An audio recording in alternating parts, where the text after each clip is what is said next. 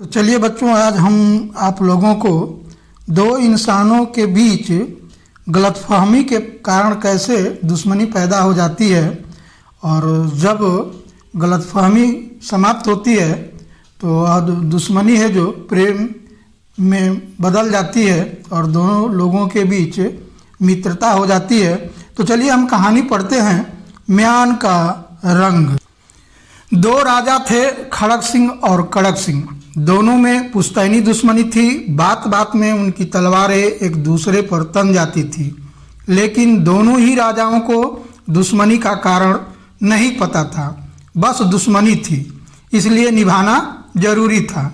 दोनों राजाओं की सेना और उनके मंत्री इनके बिना वजह के इन झगड़ों से बहुत परेशान हो गए थे।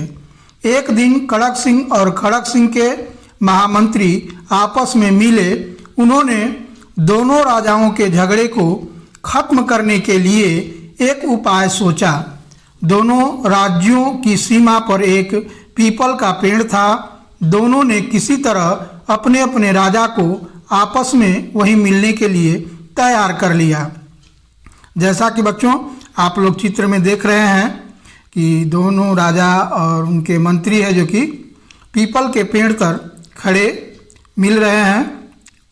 जिस दिन दोनों राजाओं को पीपल के पेड़ के नीचे मिलना था, उस दिन सुबह ही उस पेड़ की एक डाल पर दोनों राजाओं के मंत्रियों ने एक कीमती म्यान लटका दी थी। निश्चित समय पर कड़क सिंह और खड़ग सिंह पीपल के पेड़ के पास पहुंच गए।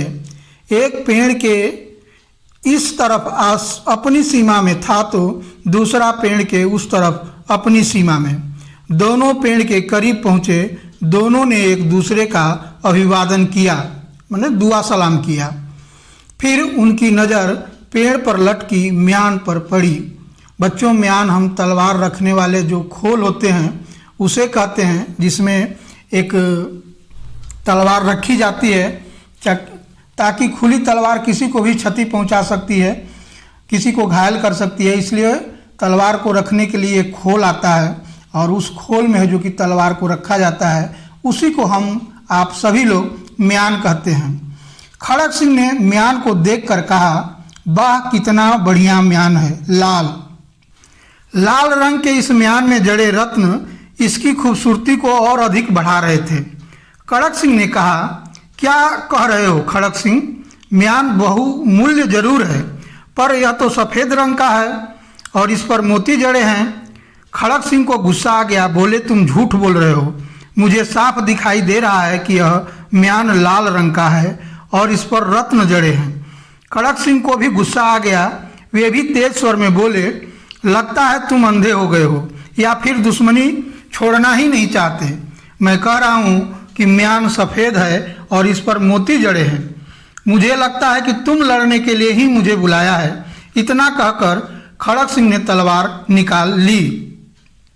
जैसा कि बच्चों देख रहे हैं कि दोनों राजा माने गुस्से में हैं और दोनों अपनी अपनी तलवार निकालने के लिए तैयार हैं, इस बात से कि ये कौन झूठ बोल रहा है और कौन सही बोल रहा है, बिना सोचे समझे, और दोनों आपस में लड़ने के लिए तैयार हैं। बच्चों, एक बात और कहना है कि आप अगर मेरे वीडियो को लाइक एवं सब्सक्राइब ज़रूर कर दें। मुझे इस काम से एक मोटिवेशन मिलता है ताकि भविष्य में मैं और वीडियो बना सकूं। कड़क सिंह कहाँ पीछे हटने वाले थे। उन्होंने भी अपनी तलवार खींच ली। दोनों ने अपनी तलवारें हवा में लहराई और लड़ने के लिए तैयार हो गए। वे जैसे ही एक दूसरे पर वार करने के लिए आगे बढ़े, वहाँ छिपे दोनों राज्यों के महामंत्री सामने आ गए। वे बोले, राजन रुकिए, लड़ने से पहले हर पहलू पर विचार कर लेने में ही समझदारी है। क्या मतलब? दोनों राजाओं ने चौंक कर पूछा। आप दोनों इस म्यान के कारण लड़ने पर उतारू हैं, लेकिन यदि आप दोनों इस म्यान को दोनों तरफ से देख लेते तो लड़ाई की नौबत ही नहीं आती। असल में आप दोनों ही सही बोल रहे हैं। यह म्यान एक तरफ से लाल है और दूसरी तरफ से सफ़ेद है।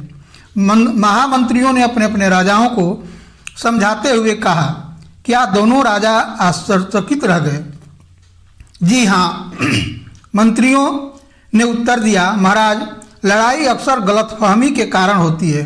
यदि आप दोनों इस म्यान को जांच कर लेते तो यह नौबत नहीं आती। अब दोनों राजाओं को अपनी अपनी गलती का एहसास हुआ। उन्हें अपने महामंत्रियों की बात समझ में आ गई। उस दिन के बाद उन्होंने प्रण कर लिया कि वे भविष्य में कभी नहीं लड़ेंगे। जैसा कि बच्चों आप चित्र में देख रहे हैं कि दोनों राजाओं के बीच मित्रता हो गई और दोनों ने ये संकल्प लिया कि हम लोग बिना जांचे परखे झगड़ा अब नहीं करेंगे और दोनों में मित्रता हो गई। इस प्रकार मंत्रियों के सूझबूझ से दोनों राजाओं की पुश्तैनी दुश्मनी समाप्त हो गई। तो बच्चों, झगड़ा करने के पूर्व हमको अपनी अपनी बातों पर भी गौर कर लेना चाहिए। अक्सर झगड़ा गलतफहमी के कारण होता है।